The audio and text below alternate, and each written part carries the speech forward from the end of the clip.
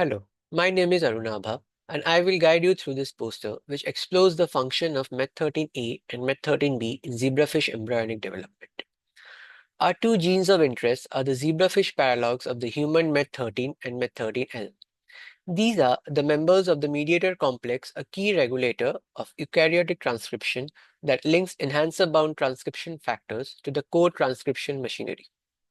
The mediator itself is a large multi-protein complex consisting of four modules: the head, the middle, and the tail, and also a CDK8 kinase module, also known as CKM.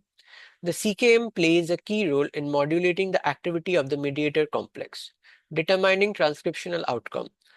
MET13 and MET13L serves as the physical bridge that links the CKM to the mediator complex through an interaction between the MET13 and a hook at the end of the middle module.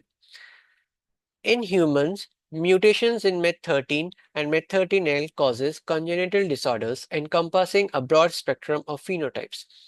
More than 80% of patients with MET13 and MET13L mutations present with intellectual disability, often accompanied by reduced cognitive function, craniofacial abnormalities, and delayed motor development. In humans, additionally, congenital heart defects are commonly observed as a secondary symptom. Since zebrafish MET13A and MET13B share 64 to 80% sequence similarity with their human counterparts, a goal is to establish a zebrafish model of MET13 and MET13L dysfunction and uncover their downstream mechanism. To achieve our objective, we implement two parallel strategies. One, a morpholino-mediated knockdown of MET13A and MET13B, and the second one, to create a null mutants using CRISPR-Cas9 gene editing technique. We then plan to characterize their phenotypes and perform an in vivo functional assay to model the human disease. Then we move to the results of MET13A knockdown. In this panel, the effect of MET13A knockdown using gene-specific morpholinos at two different doses are shown. As you can see, at 3 days post-fertilization, we observe a clear tail curvature phenotype in higher dose morphins, which persists till 5 dpf.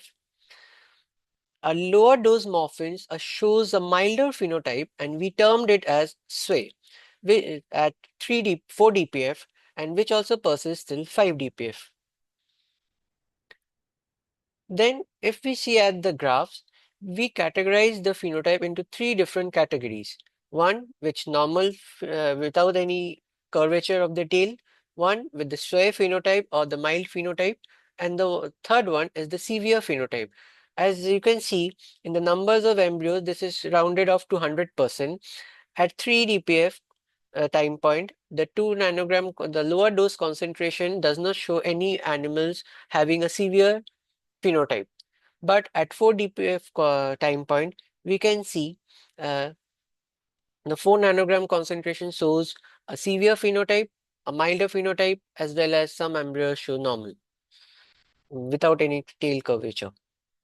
Then if we move on to the next image, which is phalloidin staining, which marks the F-actin in muscle fibers, reveal the defective muscle patterning in the morphins, which is consistent in the observed phenotype. As you can see in the higher dose morphins at 5 dpf, you can see the patterning of the cytoskeleton with F-actin as a marker. You can see the myoterm structure is reduced, and they have difference in patterning as control to the compared to the control. But when you see at lower dose concentration, you can see it's more or less resembles the control phenotype.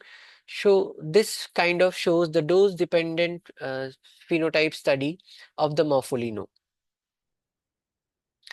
To study the effect of MET13A knockdown at earlier developmental stage, we performed the whole mount in situ at 24 HPA with specific markers for muscle cell population, cardiopharyngeal mesoderm, and neural crest cell population.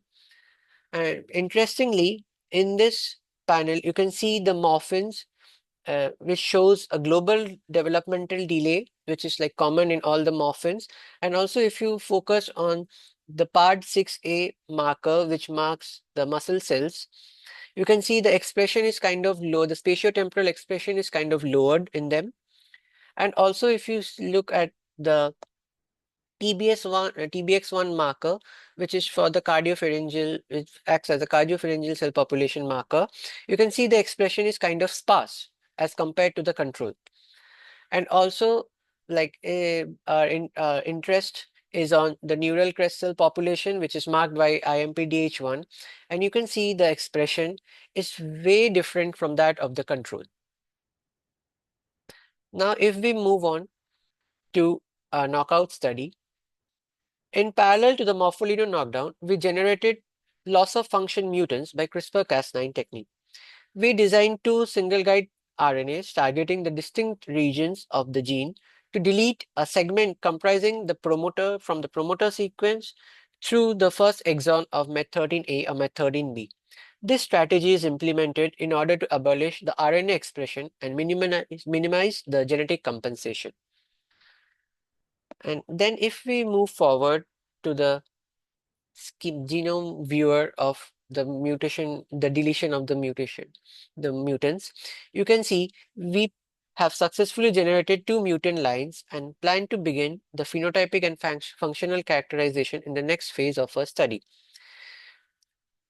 And for genotyping our mutant lines, we use three primers approach, and this is the gel image which shows the specific product or the amplicon at the specific size.